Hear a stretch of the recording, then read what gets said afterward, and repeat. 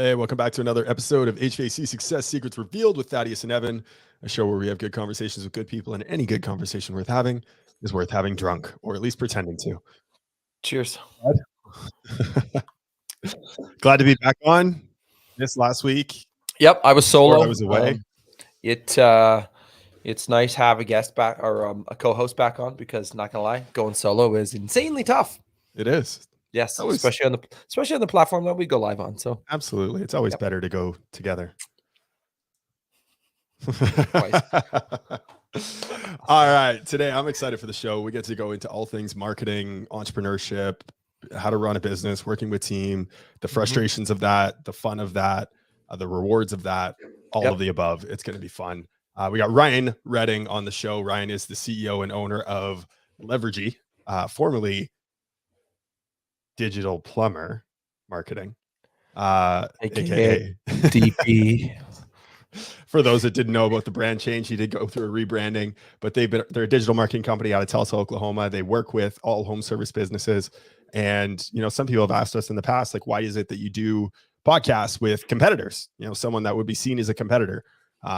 We think that 1, it's great content. 2, there's more than enough business that exists out there for everyone. 3, great people deserve to be celebrated. And so that's why we have Ryan on the show today. He's had us on his show as well. And he's just good shit. And we always want to surround ourselves with great people and be able to pass on the wealth to all of you. Cool. Anything else you want to add to that? Nope. Awesome. Well, I'm excited for it as well, because Ryan's actually been in marketing since college. He studied it. He's been around marketing for a long time. He's worked for other companies before starting his own company. So having a variety of opinions and views around all of that, being able to establish the values and the trust in his business, I think it's going to be a really cool conversation. So I'm excited for it. And this conversation would not be possible without our sponsors, Chiirp, Profit Rocket, and Sera. Let's go with Chiirp first. And they are an ultimate automation toolbox for home service pros. Helps you capture more leads and connect faster. Direct integrations, drop-down menus. That's what that means. Service Titan, House Co Pro, Jobber, Sera. Automatic text messages, ringless voicemails, emails, direct mail, rehash programs, Google reviews. Of course, the list goes on and on and on. You can get your 25% off your first 3 months by going to the link chiirp.com/HSSR. And the other one, Sera Systems. They kind of go hand in hand together. Really, it's a field service management software. Helps businesses get profitability by focusing on the 4 key pillars of a successful service business. I like job time efficiency, real-time job efficiency on a job-by-job basis. You can see how much money you're making on each and every job. Dynamic dispatching that is also based online with a pricing model based on actual data. Users on Sera have an average increase of revenue of 52% within the first 6 months, while more than doubling their profits. Check them out, sales.sera.tech/HVAC-revealed. And once you know how to generate all those calls and get them on your calendar using Sera and Chiirp, you got Profit Rocket, so you can go out and maximize your average ticket value. Look, if you want to know what Victor has done to grow his business from 0 to 40 million in the last 4 years, go check out callprofitrocket.com. Check out the blueprint where he's got everything that he has laid out for his entire business, all the SOPs, call scripts, etc. Everything that you need to run your business to be as efficient as possible. And of course, he has his growth summit coming up in September down in Austin, Texas. They are still giving away a Ram TRX, a 2023 Ram TRX. There's going to be a draw for it. Everyone who registers by April 15th is going to get entered in that. So go register today at callprofitrocket.com. Let's go. 5, 4, 3, 2, 1. Welcome to HVAC Success Secrets Revealed, a show where we interview industry leaders and disruptors, revealing the success secrets to create and unleash the ultimate HVAC business. Now your hosts, Thaddeus and Evan. Ryan, welcome. What's up? How you doing, brother? I'm good. It's good to be on here. Yeah. Good to have you on. Thanks for the invite and the awesome words you guys said about Digital Plumber. You are so welcome. Hey, there's our really cool. The second time or the twice jokes. There you go. There you go. Whatever we said earlier, I butchered that. That was bad. Twice the fun. Twice Right? the fun. My little Ryan, Jesus. Thank you so much for joining us, man. We truly appreciate it. Walk us through your journey. For those that don't know you, they don't know DP marketing, they don't know Levergy. Who are you? How did you get to where you're at now? Oh yeah, that's a tricky one. So I grew up. My dad was he owned his own pest control company, and back in the 80s and early 90s, when all you needed to do at that point was like just get the biggest yellow page ad you possibly could find, right? Yep. And that would keep your phones busy. AAA Once the pest control. internet, it Right. totally was that, right? Like, because you want to be first on the list. Yeah. And what he was fine at, like running business in the kind of the old school way, when like people looked on the phone book. Once the internet happened and people had AOL in homes and they were doing all this, just the way customers changed how they look for businesses moved so quickly he couldn't keep up. Right. And so he ended up shuttering that business. And it was really crazy to watch. So fast forward, I don't know, 5-10 years, I ended up getting an undergrad in marketing. So learned a lot about like, here's the theory of marketing. And then my first job out of college was at an ad agency where my first client was McDonald's North America. Oh, And Jesus. it was one of these like, it was totally one of these like, shit, what the hell did I just get into? Because all the stuff like you learn in undergrad, you have to unlearn. And so did that because like nobody at that scale does what they teach you in college. Right. No. You're like nobody. Well, especially marketing and how quickly it changes. Yeah, but there's like even there's some basic like concepts that maybe get stuck, like the idea of like conversion funnels and like customer acquisition, like the persona is like, okay, cool. But the rest of it's like, no, it's done. But it was a really fortunate season of my life because I was able to like very, very smart people, very talented, very creative people, and learn how massive enterprise level companies think about marketing and driving business. Fast forward a few years, I was working on my MBA at the time. I was actually consulting with businesses, doing everything from like finance to cash flow to hiring strategies to marketing. And I realized that a lot of these guys had like really shitty websites, not because they were broke or not because they were bad people. They just didn't know any better. And they were just trying to keep their business going, you know? Yep. So think of like Main Street, USA, you know, like if you go down any main street in any town in North America, you got like bakers and chiropractors and self-storage places. And like, those are the type of businesses that I would like consult with, of helping them think through the stuff that they didn't have the resources to do on their own. And so one of the guys we picked up was a plumber. There was nothing special about him, but redid his website. And within like 5 months, the dude was like page 1 on Google. He went from making, I think at the time was like $150K a year top line to, I don't know, he's dang near 10 million at this point. Spends his time at a house on the lake that he built for his kids. It's just like living the dream. But he was the first person to be like, you know what, bro, you need to work in people just like me because we don't know what we're doing. Clearly you do. And so that was about 7 years ago, where started focusing just on plumbing, HVAC, home services companies, anything where like a customer doesn't want to call you but has to and are pissed off about it. Mm-hmm. Like that became like, cool, we understand what customers feel and experience when they're having a problem like that. Right. Well, we can target that all day long. So yeah, that's the long and short of how this all came to be. Amazing. And so you've been running this now for 7 years, like you said. Yeah. Crazy. Just, it is crazy. It doesn't feel real. It's like, because it's a lot's happened in 7 years.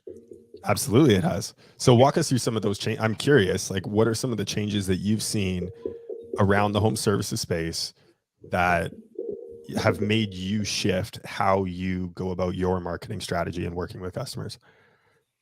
Yeah. So what's crazy is I think there's been a couple changes in the industry at large. I think part of it is this like increased ability to adopt technology.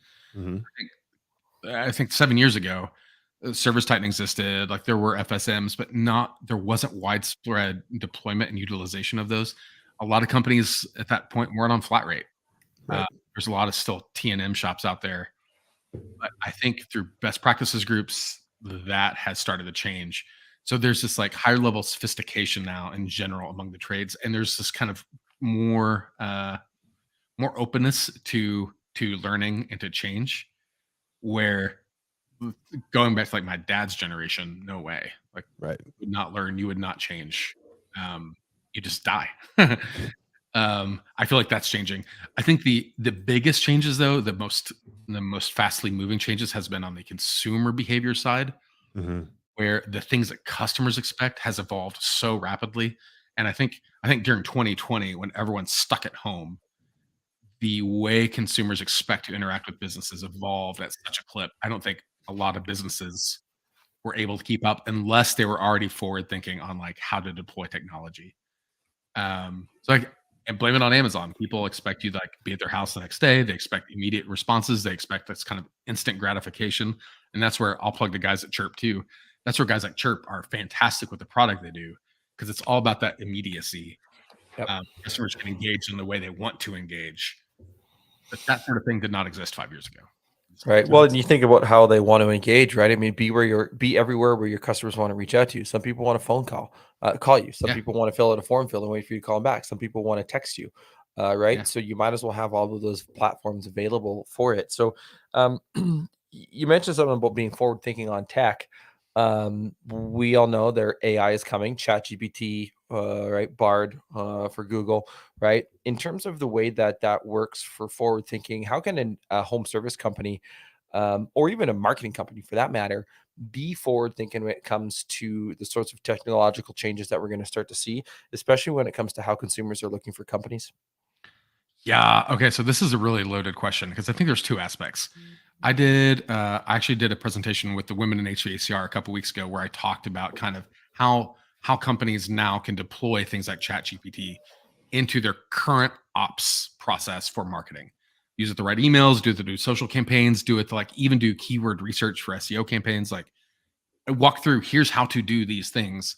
So the idea with this is you're taking what you're currently already doing, right? You're already doing email, you're already doing texting, you're already doing social, and you're using this tool to make those things faster or more efficient or leaner or more creative for things that you weren't able to do.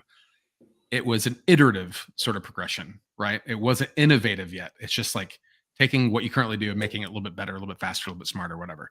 Mm-hmm. I think the biggest disruptive change that we're going to see comes in the way consumers expect to type into ChatGPT and get one response instead of a list of 10 responses. Correct. Right? And I think that is going to disrupt nearly everything in a way that nobody is prepared for. Imagine a scenario where like Google search, which people are used to, like 3 local service ads, 3 AdWords ads, maybe 4, 3 Google business profile locations, sometimes 4, a list of 10 businesses, and then repeat. Like customers are so used to like this list of 3, 3, 10, 3, 3, 10. To all of a sudden you say, here's your one answer. Mm-hmm.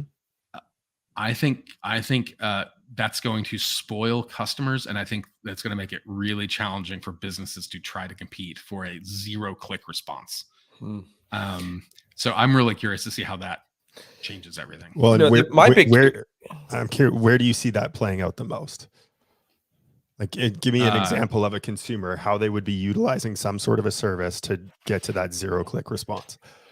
Yeah. So the most realistic thing here, right, is let's use a scenario like pizzas. Like nobody wants a 3-star pizza restaurant. Correct. Right. So imagine somebody going on an AI powered tool and saying, best pizza near me, integrate, this pizza's open. And they take in all of your personalized account history, which is where I think Google has a leg up right now. Mm-hmm. Yep. All your personalized account history, all the things you've liked about other places, all the photos you've taken, things like this. Based on everything we know about you, here's the thing you think you'd order for dinner. Here you go. Well, and the cool thing I think that's going to happen is when the AIs not only are analyzing your own profile, but they're communicating with people who you know as well and their AIs, so that it's not only this is the one that you like, but this is the one that all your friends like as well. So now you're getting to a layer which also I think Google has a technical capability above everyone else. Of they've been in the metadata game forever. Mhm. Of like their maps. Maps is a great example of this. Their maps protocols are so robust that their maps data is creating more maps data that they sell to the government, right? Like the government's like, we'll just buy Google's metadata from maps and we'll get better insights than if we put up a satellite. Like, okay, Totally. come on. Yeah. Mhm. What? So totally within the realm of feasibility. It's not like everything we're talking about with that doesn't exist right now, right? Correct. This is all like craziness that will probably exist within a couple of years. The interesting thing is, I think it that'll change a actually, lot. I think it actually does exist. I don't think the consumer can handle it yet. No. They could probably turn it on if they wanted. I'm sure that they're probably already building it and thinking about it. Maybe, but so with ChatGPT, it's still very test phase, right? It's still ChatGPT is. I'm talking more about like, Yeah. so your home AI that exists, right? Your Right. Amazon Alexa, your Google Home. Those are, and we can totally get into a nerd conversation with this because like the Google Home is essentially a glorified Google search result, except it prioritizes the snippet. Correct. Right. For people who don't know what the snippet is, that's like the part that it pulls out where it's like you do a search and it pulls it up, the one little thing, it highlights a section, Right. which on its own right has caused a lot of frustration for SEO people and web people, because while that customer gets what they're looking for, they never visit your website. Correct. Yes. Right. So there's a lot of people thinking like Google's like sucking all their data and getting all the benefit, and the person who's creating the content, no benefit. Right. You're like, well, that sucks. So there is instances of that, but it's still really crude. I mean, it's still really, really crude. Think about how many times you ask Alexa or Siri or Google for something, and you're like, no, that's not what I said. No, Their voice, Right. their voice does get better though, as you talk to it, they start to learn it a little bit more. But it yeah, totally is getting better, and every software release is getting better and better, like no doubt. But I think again, this goes back to iterative. Like those changes are like small progressive steps. ChatGPT represented a monumental sort of disruptive change. Correct. Because now it's something that is A, research level that has not been available to the general public, and B, so nuanced in its ability to understand all these layers of information and put it back to you in a usable way. Nothing's came close. Like nothing. And well, like you had Jasper.ai a little while ago, but it wasn't. Yeah. They were definitely ahead of the curve, but they weren't able to do it. Like I've written a few. One email, 3 text message sequences for some clients, and I did. I used chat. Like I could write it myself, but I could speed it up by going to ChatGPT and saying that exact same thing. Hey, write me a 4-part sequence, 1 email, 3 text messages for AC tune-up, my company, my city, my price. Boom, it spits it out, and then you got to edit it a little bit to make sure that it's good. In a way you go. My curiosity though, so like with ChatGPT and Bard in eliminating to that single source, right? Three down to 1 to 0 click, right?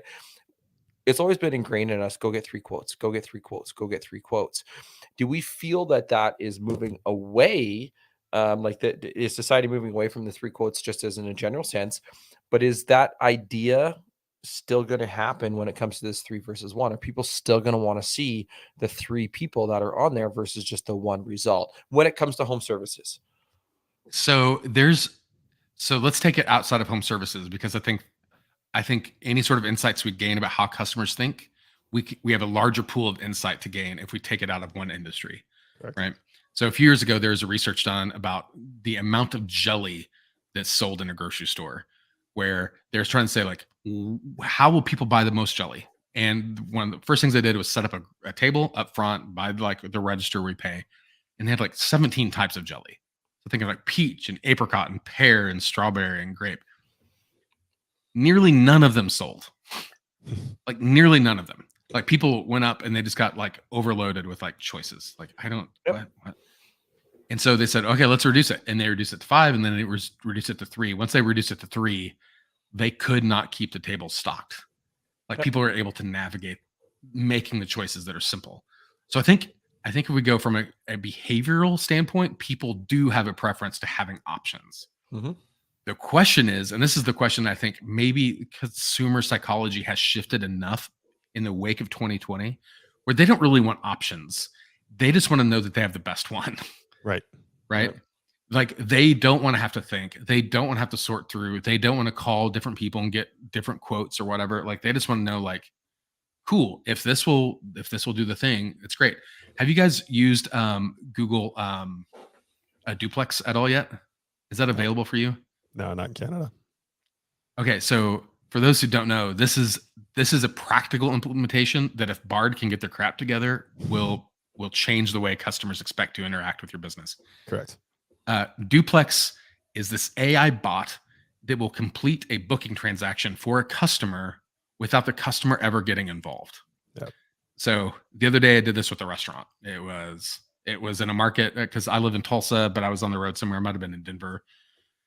But said, hey, here's the restaurant. And it looks at your calendar. It looks at the restaurant's availability. It calls the restaurant on your behalf and says, trying to get a reservation. It acts as though it's you, the user. It gets the reservation. It books it on your calendar and tells you, congrats, your reservation's at 7:30 or whatever. All that's done without the customer picking up a phone to make a phone call. That sort of ease where the customer is able to say, here's what I want, Google, make it happen, I think will likely change the tendency of the people wanting 3 options. Right? I think Google totally might find a way to inject themselves to be able to say, hey, here's 3 companies, all of them have availability. And if they're integrated in with your booking software, it's totally within the realm of possibility. They could say, hey, you have capacity Tuesday afternoon. This person has it Tuesday morning. Sorry, Tuesday morning wins. All right. Like, Well, and hasn't this is, you know what I doesn't mean? that Like, also this is like contribute where to it the goes. Yeah, totally. And you're bang on. And by the way, like anyone can go, there's a YouTube video of it, because I've seen the YouTube video of someone going through this exact process. And when they launched the platform, they demonstrated it, and it was a booking at a restaurant. So you can go watch the video if you've never seen it. It's really neat. My curiosity is, doesn't this kind of play into the fear of, well, Google's just going to take that customer now? If all they're sending them is one result, are they not going to send them the one result that's paying for that lead? The answer is going to be hell yes. Right. Because that's in Google's best interest. Now, here's the thing that's slightly above that, which we could probably, if there's enough drinks between the 3 of us, we could probably make the argument about the philosophical overtones that Google makes. But I tend to think that Google tends to do things that are in the best interest of the searcher. Correct. Yep. Because if they break that trust, exactly, everything's over. Correct. So as long as they are taking care of the searcher's interest, they will monetize that as long as they can, and they should. That's their prerogative. And we can complain about it all day long, as long as they're the 800-pound gorilla. Get over it. So yeah, I think that the expectations, though. So again, I think going back to this original thing is like, I think there's ways to use AI to make text campaigns a little bit faster and email campaigns a little bit faster. Sure. But I think the things that are really going to be difficult to predict and difficult to manage, frankly, is when AI gets involved in the entire acquisition process, from a 0-click search to actually booking the actual call. That I'm really curious to see what happens in the next few years. Well, and doesn't that play to the importance of, what Dan Antonelli has been banging on the table for the last 5 years, 10 years, 20 years that he's been doing it, really, of the importance of brand? Because when 100%. Someone, right? Because if I'm going to my AI device, whether it's verbal, whether it's a phone, whatever, and I'm saying, find me an AC repair company, now I'm at the mercy of the AI device to tell me who the best one is.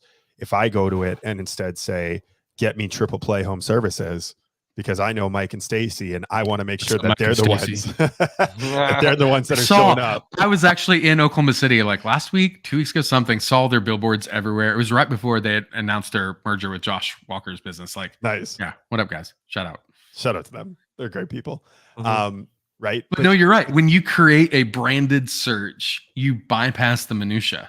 Yes. Yep. Right. You totally do. And I think a lot of people forget that. And so as a marketer, I get annoyed because everyone thinks that they're going to look out to like Johnson's Heating and Air. Like, not many people by default do that action. Oh, right. Right. Maybe a few.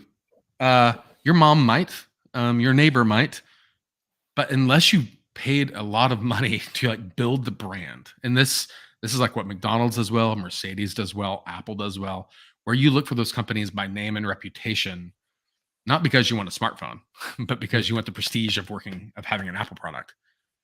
Those are just hands down better customers, and you bypass all the other noise, hands down. So yeah, if you can create branded searches and branded demand, those companies will always win every day. Regardless if it's the status quo for SEO and Google or the 0-click win, it's constant. It's constant. It doesn't matter. It's there. It's present, and you need to have it. That's why it's one of the most important things to do the right way the first time. Yep. Totes agree. Cool. Well, I think this is a good segue into the random question generator. So let's dive in. The random question brought to you by On Purpose Media, your local HVAC marketing experts, onpurposemedia.ca. If your HVAC marketing sucks, give us a call. We'll fix it for you. Don't call Ryan, though. No, I'm kidding. Call Ryan. He's good. Call me. All right. Clear out your pipes, though. Right. Let's keep them coming. This is literally the last time we're gonna be able to get this in. Let's get all the DP jokes going. There is. All right. For a digital plumber, that is. Yes, we have of 4 course. options here for you. You don't get to know what the question is in advance. You just get to choose what's behind door number 1, 2, 3, or 4, and I'll read it off for you. So, which one do you want to open? Wait, do I get any clues? Like at least on Price is Right or something, they give you like a little. No, I am actually just reading them for the very first time right now as well. So I wouldn't even be able to make up a clue off the top of my head. Well, that's not helpful. Okay, let's do door number 3 because it seems the closest to option C. Okay. What is your most valuable possession and why? That was a tough word. That was Jesus. That is. I have a 2-week-old and a 21-month-old at home, man. I'm tired. My brain isn't working right. Get over it. Cut the cord. More coffee. So valuable. Like I have real estate, which obviously is pricey. Probably my biggest splurge thing is I'm big into watches. So I have some nice high-end watches. But honestly, I think the things that are most valuable to me are relationships. Because physical assets can deteriorate, and they have a financial value or whatever, but people, like those relationships, that capital can exponentiate everything else. So you're talking about 2x, 5x, 10x return. That's gonna be connections with people. So I'll all day, every day, probably say my most valuable asset is relationships. Good answer. Well, technically, the question was most Evan's alley. valuable possession. So what you're trying to say is that you own all of your friends. I have to pay them. Some of them call themselves employees. If I don't pay my friends, they don't come to work. There you go. Right? But I mean, Awesome, one can argue that the relationships, you do possess them, right? Because they are you have to work at them, right? You can't have a one-way relationship. It's like a marriage. You can't have a one-way marriage, otherwise it ends in divorce. It's the same thing with a relationship. 2 have to come to play at that game. Yeah, I get that. Yeah, and I guess I tend to not be too materially driven. You know, a lot of guys are boasting about their cars and their boats and whatever else. That stuff never really sings to me very much. Like, it's cool, awesome. It's not really my jam. Totally. Yep. Yeah, right there with you. Mm-hmm. It's all about the memories. Yes. Yeah, you really like. I do like the sentimental aspects of it more than anything. 100%.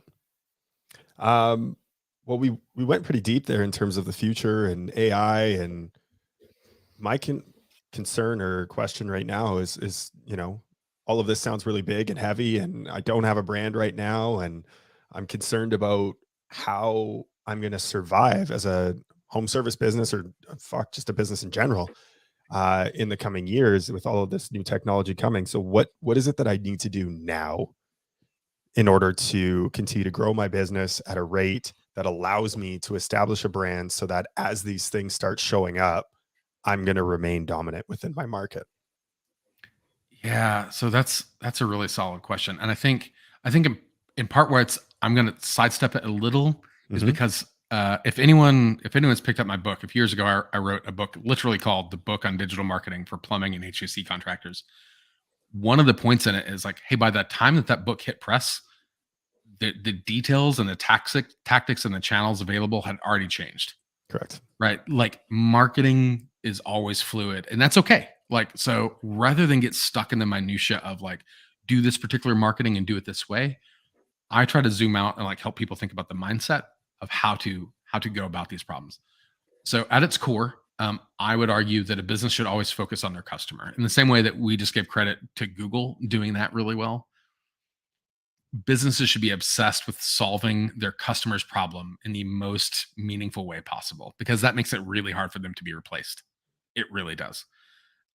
So if they try to compete as a commodity where anybody could do what they do, they will lose to the lowest price all day, every day.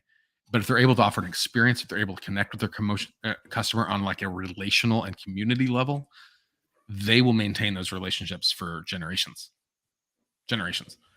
So that investment in that sort of aspect is going to be a big deal. It's just focusing on the people and solving their problem at its core. It's not the plumbing, it's not the HVAC, right? It's something that they don't know who to trust. So when you're able to do that, now you want to talk about the business fundamentals, right? You got to make sure your pricing's right. You got to understand the basics of finance. You got to understand the basics of leadership and managerial stuff. Like all that stuff is still there. When it comes down to connecting with your customer base, now you have options, because if you do this well, you have a loyal customer base who chooses you because you take care of them, and you have a loyal team who's able to work for you because you invest back in them. Like when you have these dynamics, whatever marketing comes online, if it's newspaper or if it's the little Skyrider airplanes going by, you're going to be able to better connect with people because you understand the people that are at the center of this, right? You're not just throwing spaghetti at the wall. You're understanding who your best customers are. I think those things will never change. And if a tool comes online or a channel comes online or people stop doing X or people start doing Y, if you're still focused on people first, like your customer, your team, I think the other things become much easier to solve. So I feel like I'm slightly sidestepping your question, but I think I'm trying to just get it out of that there's a magic ticket that solves everything. Because there's no substitute for leadership skills. There's no substitute for building a solid team. There's no substitute for taking exceptional care of your customers. Those things will not go away. Correct. Well, and that's, it's funny, Joe Crisera, him and I got into it a little bit in a Facebook group a couple months ago, because he had posed a question around like, what 100 things do you think are going to change in the next 100 years? And I was like, everything. Like, how are you supposed to predict that? Like, that's a little bit absurd. I'm like, what I'm more curious on is what won't change in the next 100 years. And let's focus on that and go all in on that, which I think you're really alluding to here, which is the core principles of business. You know, something that often gets overlooked, at least with marketing companies, is that, you know, we're running businesses too, and we have our own teams, and we have our own management style, and we have our own frustrations that we have to deal with on an ongoing basis. And I mean, at the end of the day, it's people. So I guess let's get into a little bit of a chat around working with team members and people and operations then, and how it is that that we can really leverage some of our knowledge and share it with some of these other owners that exist out here today. So I guess what area within business entrepreneurship do you want to talk about first? And then we've got a special treat for everyone at the end here. Oh man, we can talk about, I'll let you guys weigh on that one. I feel like there's so many, I think a lot of people like to focus on marketing or focus on sales. And it's like, really, it's like you pull on one string, all it does is pull on these other 15 strings over here. Correct. So we can go anywhere in there, and I'm here for it. I feel like for me, maybe, how about this? As a marketer, I feel like one of the biggest challenges that I have to deal with clients is the operational headaches. Yes. And by operations, I mean CSRs who don't know how to answer the stupid phone or book a stupid call. They don't know how to price their services. Their material costs are out of control. These are not marketing problems. And yet marketers often get blamed. And you're like, I'm not setting your price book. Like I can't make sure that you're priced correctly. I can't make sure that your tech knows how to not like track mud over a customer's house. I can't make sure how your CSR answers the phone. Yeah. Right. Yep. Yeah. We can flag it and be like, bro, that took them 2.5 minutes to say hello. Mm-hmm. That's not okay. We can flag that.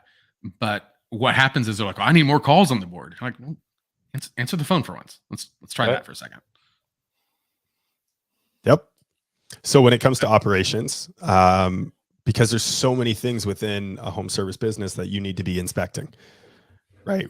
Whether it's the technician going into the home, whether it's the CSR answering the phone, how is it that you're managing all of the KPIs within your business, Ryan, to make sure that everyone is staying on point and doing the tasks that they need to do on a daily basis? For my business? For your business. Let's take your skill set and then extrapolate out what it is that others can do. Yeah, so that's interesting. So the thing with KPIs, so we operate under EOS. I don't know if anyone here is from it stands for Entrepreneurial Operating System, and it's just literally an operating system for how the business runs. So the way that works is we have company goals, and they break down into like, here's a 1 year, a 3 year, a 5 year, a 10 year goal, and then we break those into quarterly goals. So every quarter we need to do X, Y, and Z. Once we have those, we cascade those down to departments, and every department cascades them down to the individual level of like, here's the actual actions you need to do. That if we all do these things, our department will hit our quarterly goal. And if all the departments hit their quarterly goal, the company hits their quarterly goal. Like, so that becomes the way we cascade things out. So where that comes tricky is, one, we can only measure outputs, right? So we can only say, did we review enough calls? Did we target the right things? Did we clean up? Did we drive the, like, if it's AdWords, did we drive the cost per click as low as we can? Did we drive the conversion rate as high as we can? Like, there are some of these metrics that we say, this is in the range of desirability. With SEO, now it's a lot of activity, because SEO tends to be a lot of clerical administrative work. I don't think a lot of people realize that. There's just a lot of just sorting through giant spreadsheets. So you have to track, what are the hours, what are the outputs, what are the plans that are implemented from that, how many links were built out, how many optimizations were done, whatever. But once we cascade those things out, now we can say, hey, here's our goals. So the trick is, the ones that are quantitative that you can count are a hell of a lot easier to manage. Like, it's very, very easy to measure things you can count. It is very, very hard to measure qualitative things that you feel or experience. And so then you have to get really comfortable with like anecdotal or fuzzy math.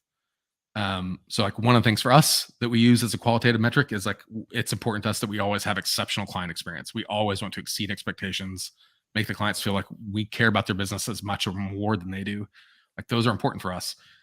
So one of the signs that we do to say that is like, what's our social proof? Do people leave us reviews? Do they talk about us on social channels? Like, those sort of indicators are things that people do when they feel like people care about their business.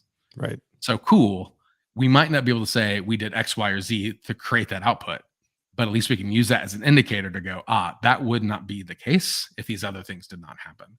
So when you get into qualitative metrics, it just gets fuzzier. Yeah, I don't know if that helps in the way you're trying to orient that question. No, I love the idea of it, because it's something it's come up multiple times in the last so far this year, where there's different business owners in the home services space where they are running EOS within their business. Yep. And so it's cool to hear that, like, this is something that works universally for every single type of business. How you implement it and the different metrics that you use to measure on your scorecards, that will change. But Yep. It starts to give you that blueprint in terms of, okay, well, if these numbers are off, right? If our CSR booking percentages are off, now we can go deeper and inspect why they might be off. Yep. Performance monitors, performance gained. Yeah. Yep. Totally. And I think to that point, like, I think some people are surprised where, like, if I love CSR, so I'm not trying to pick on them. But they will want to monitor the calls and report the progress of the calls in their best interest. Correct. So if they don't know how to answer a pricing question, how much is a water heater? If they don't know how to do that, they're going to just write it off as, that's not a lead. There's price shopping. Right. Like, anyone who knows anything about sales training, let's call Uncle Joe, would not identify that as a not qualified lead. Correct. Nope. The request for more information. Yep. So I guess in like with our own teams, with somebody else's teams, if something like that comes up, what have you found to be the best way to help train and lead those individuals to the right path of answering things the right way, or doing things the right way, for that matter? So if it's something that I can control, if it's my employees, I will literally do here's a loom, here's a screen recording, here's a transcript, here's a step-by-step guide. Do exactly these things. Like, there's zero variation. There's zero room for like what you feel about this. Do this, end of sentence. If it's not something I can control, if it's working with the client, I mean, like, your CSRs suck. And again, not trying to pick on CSRs, it's just an obvious target right now.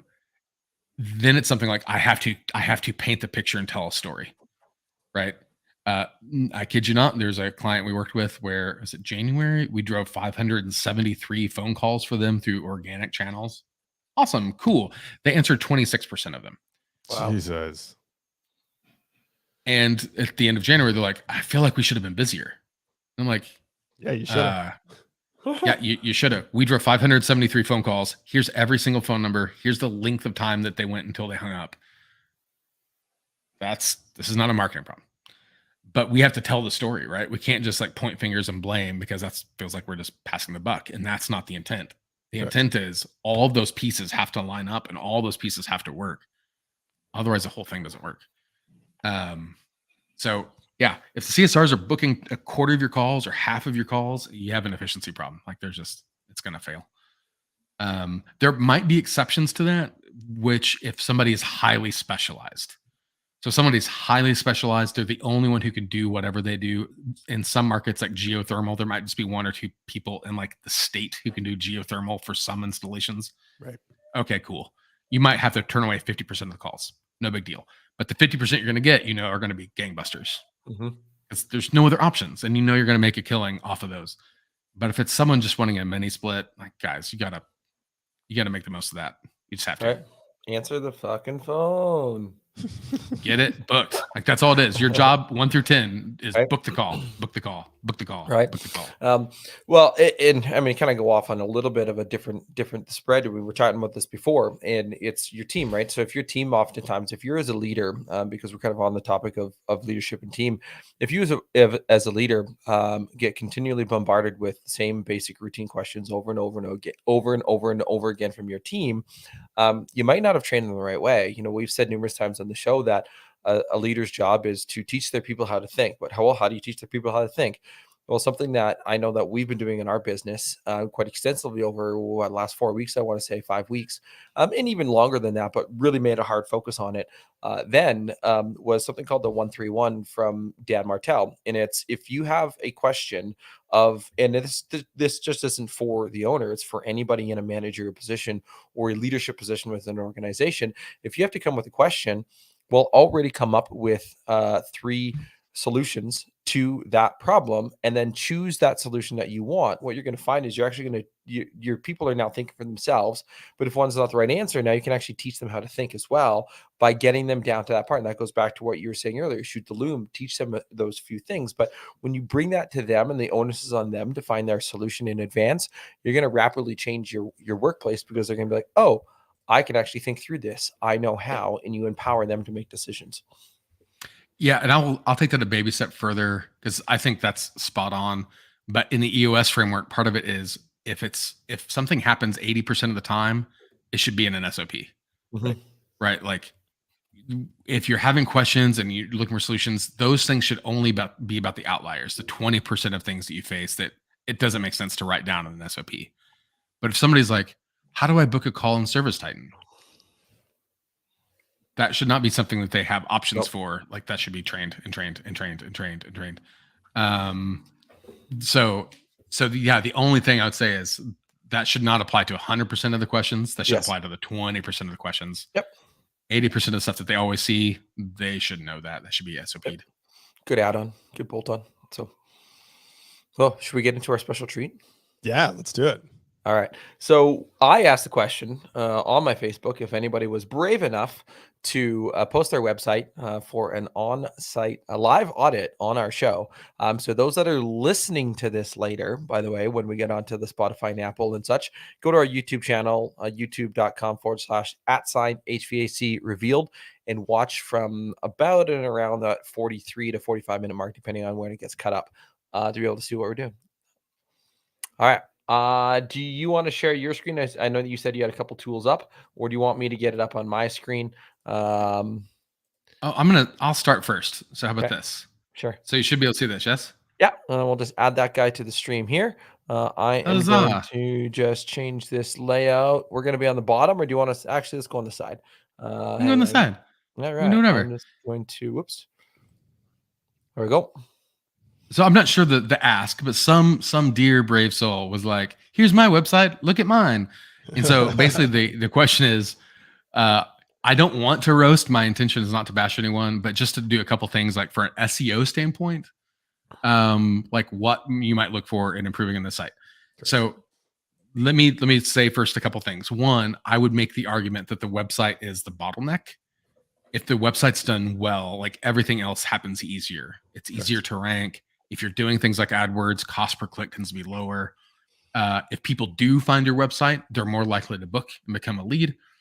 If the website sucks, everything else is more difficult. It's harder to rank.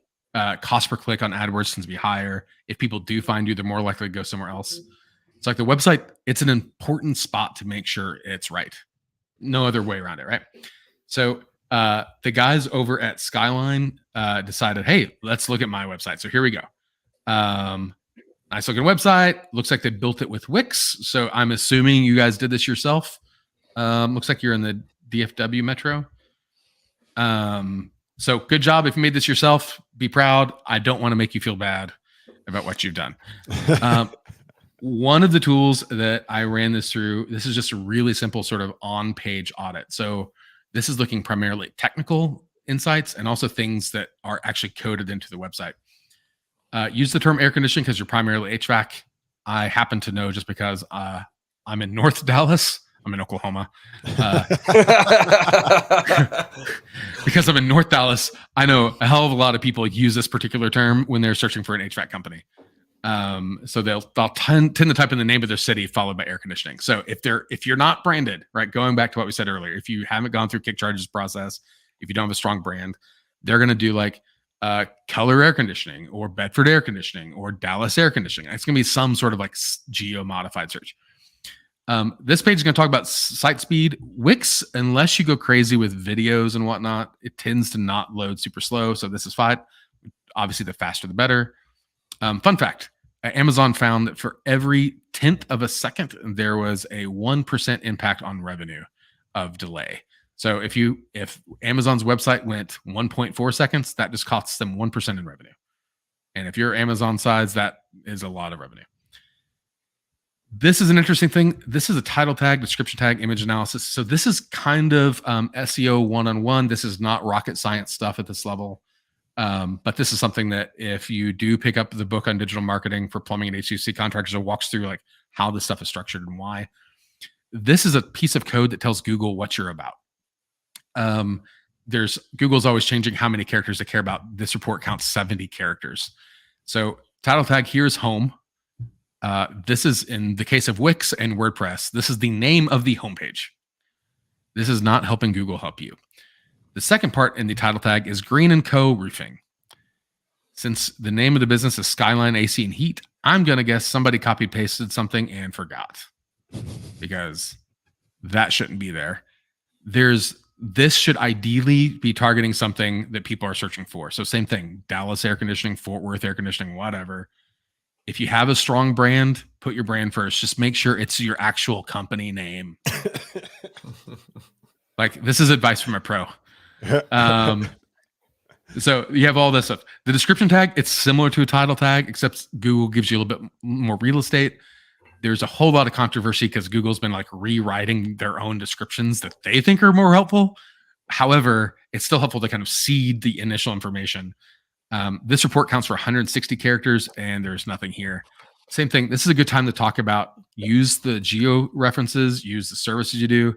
Hey, we provide Dallas and Tarrant County with 5-star heating and air conditioning services, and then maybe do a few services you provide. Call us today for 5-star service, blah, blah, blah. Well, here's the important thing to note on title tag and description tag. If you're to open up a Google search and you're going to go air conditioning near me or Dallas air conditioning, the title tag is the blue that you see in a search result, right? So think about how important that is for a consumer as they're looking through and they see, so right here, right? Air conditioning repair Dallas, HVAC services. That's the title tag. And then what Ryan highlighted is the description. So when you think about the eyes of a consumer, when they're looking for Dallas air conditioning, I'm going to see this blue air conditioning Dallas. Okay, that's repaired. That's what I searched for. Okay, who are they? Where he's highlighted it, right? And that's what he's talking about is important pieces of information for you. Yep, and this is what I was saying. So this part that I've highlighted here in blue, this is stuff that Google will rewrite if they find a rewrite is helpful. However, it doesn't mean it's worth leaving blank. So put something in there for Google to at least learn from. If they rewrite it later, cool. But at least give them the information to start with. This is not okay. Image analysis. This is a fun one for me because people get surprised. Google is a robot and it's not a human and it doesn't have eyeballs. So it only sees what we say pictures are. There's a type of use that's called an alt tag. So in this case, this guy has alt tags everywhere, but none of them have the word air conditioning. None of the images have actual air conditioning in the file name. Like these are just really, really easy ways to actually get that.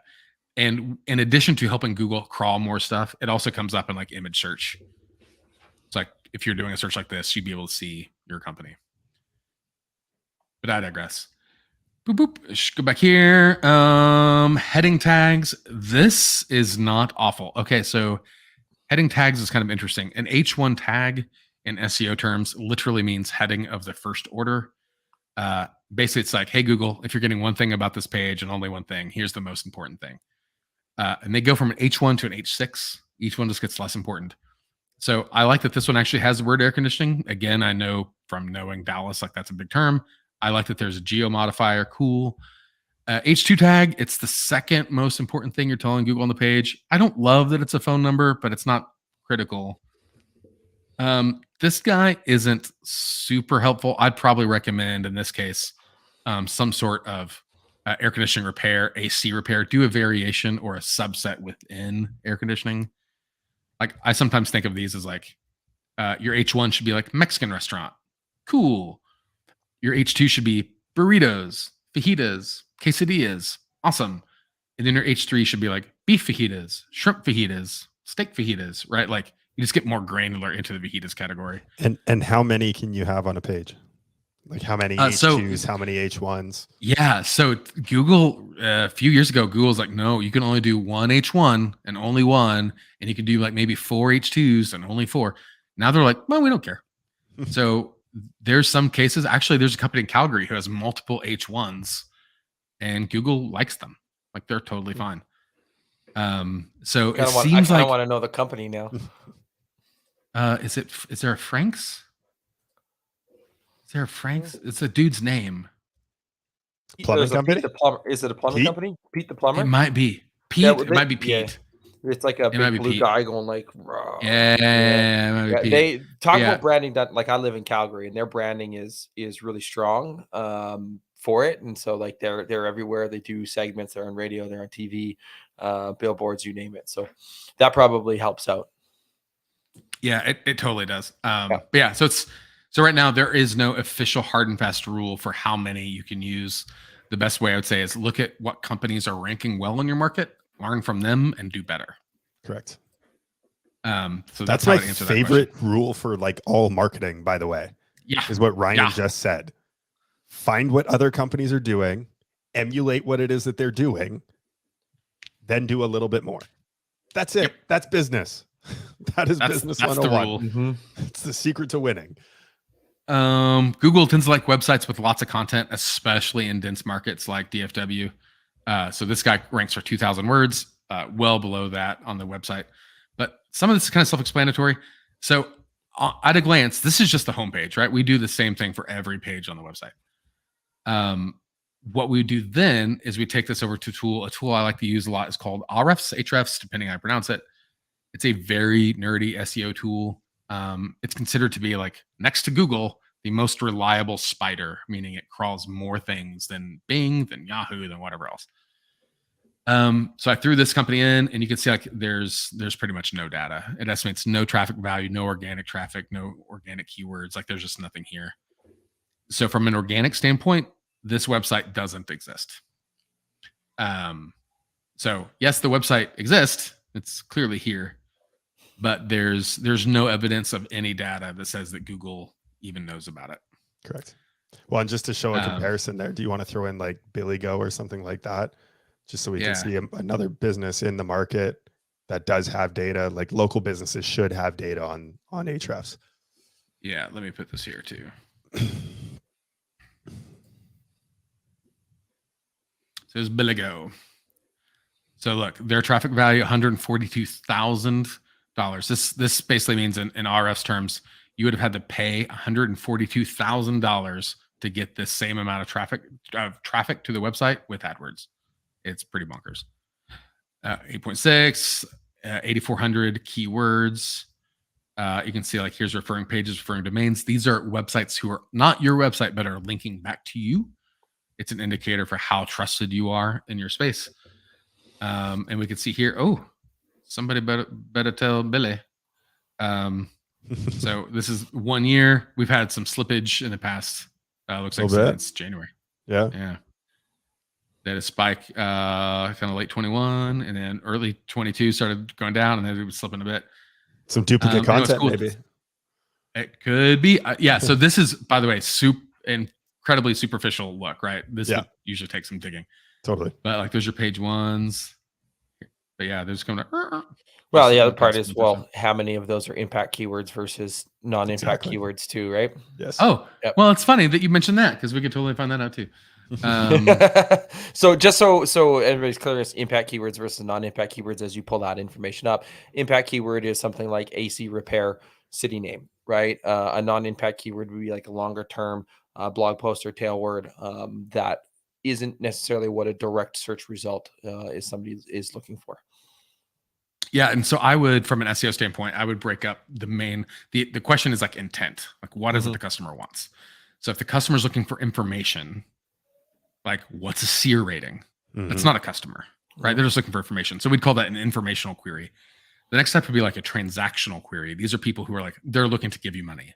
AC repair near me, they're giving you $1, right?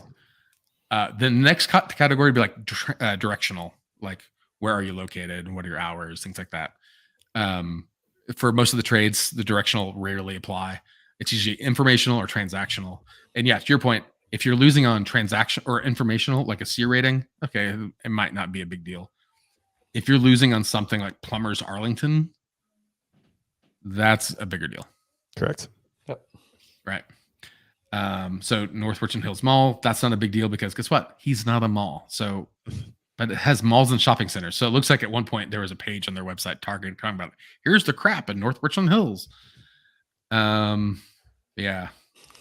Plumbing services, Arlington slipping. Yeah, I laugh because that people use that as a strategy, right? They want to get traffic to the Totally website, and when Google sees the traffic to the website, like, oh, maybe this website's doing good things, they're getting a lot of traffic, but it might not necessarily be the right traffic. Yeah, and so this is a really great search, right? Air conditioner repair, Plano. There's 300 of those searches on an average month. The keyword difficulty is 0, which means it's going to be easy to compete for, and yet it's going backwards. That's a money one right there. I can't believe they were ranking that keyword difficulty at 0. I know, that is kind of crazy. Yeah, and so if anyone wants to like learn about the RF sort of rating system, there's a whole lot of fun stuff. Like this is an algorithm or logarithmic indicator. So something that's a 10, it is a hell of a lot easier once it's a 12, or more difficult if it's a 12. The difference between 3 and 4 is monumental. It's not linear. So this 0, that's clear sailing right there. Yeah, you can click and organize here by like what's changed. This is why I love this tool. You can learn so much information so quickly. Correct. So the things that have gone up in the past quarter. That's huge. So for anyone's curious why marketers are worth the money that they charge, these are some of the things that we look for in terms of areas of opportunity, right? Yep. When we're diving into a new business that doesn't have a high domain authority, meaning that, similar to like our friends here at Skyline, the website doesn't have a lot of authority in Google's eyes. Well, going after any type of keyword that has a difficulty of 38, of 40, of 11 is going to be next to impossible.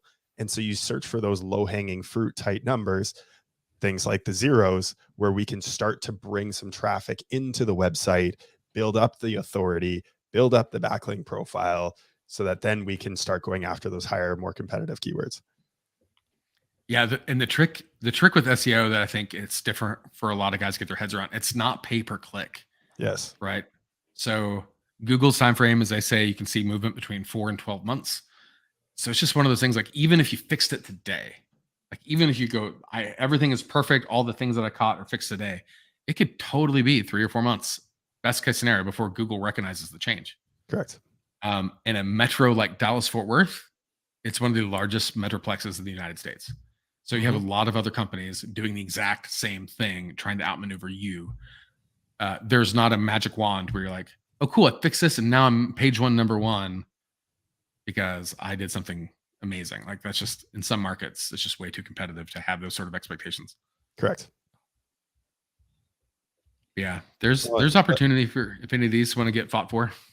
Absolutely. There's tons of opportunity. There's always opportunity. That's the cool thing, right? It's being able to find those areas of opportunity to be able to generate those phone calls. Perfect. So going back to the skyline, is there anything else that we want or need to continue to look at from an audit's perspective? I mean, yes. I'm going to say this honestly at this point, because it's a self-built site in Wix, the effort in doing an audit based on what we found so far starts depreciating the impact of doing any more work. It's like at this point, Wix is probably the wrong tool in the wrong market. It's not enough content. So it's probably worth seriously looking at throwing a grenade on it and starting over with a fresh content map, fresh hierarchy, kind of getting all that stuff lined out. There's just not enough information that Google's caring about. Correct. Well, and even the individual who put that forth said, he's like, thanks, I did it myself. So I definitely know. I know it definitely needs a lot of work, but still brave enough to put the website down for us. Yeah, totally. Yep. Well, totally. Look, kudos for making the move. Right. Like he has a website, right? There's still some people, despite it being 2023 and the importance of actually having something where even your referral customers and some people could be completely happy being just them in their business, right? They don't want to grow to a 5 million, 10 million, 50 million, $100 million per year business. And that's great. That's awesome. But even for your referrals, even for your repeat business, you should have something for them to find you online that you can have for that. And so this is a great step towards having something where they can get in touch with you. They can find you. Yeah. And there's like, even with like Google My Business or Google Business Profile, I still struggle with that. They have a free website option in that platform, right? So even if you're like, I don't want to pay someone, or I don't even know how to do Wix and I don't waste my time, totally fine.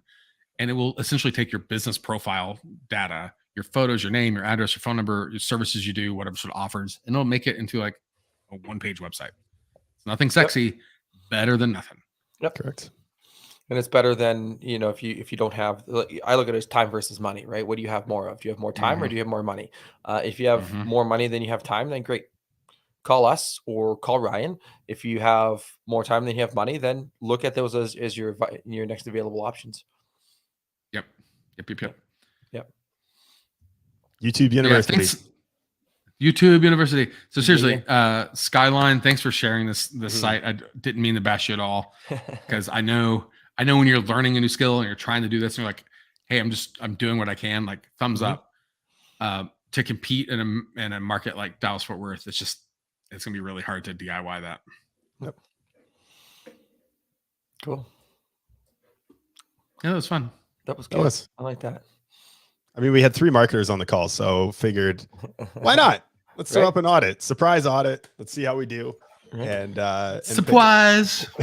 but there's also some good educational components towards it too. Absolutely. Right? So like on some of the basic things that we look for on the site, and I know I pulled it up during the show, noticed a couple of those things, different tool, but still some of the same superficial things that you can look at on the surface before you get into the nitty gritty. Yep. Cool. Well, in case anybody has any questions for Ryan, you can reach out to them. Levergy. Is it Levergy? Levergy. Or Levergy. Levergy, depending on where you're from in the UI, in North America. So Levergy.io. He also has the bluecollar.ceo, which is his podcast. If you want to reach out to him on Facebook, facebook.com/Ryan Wedding. So it's Ryan Redding, but with W's instead of R's.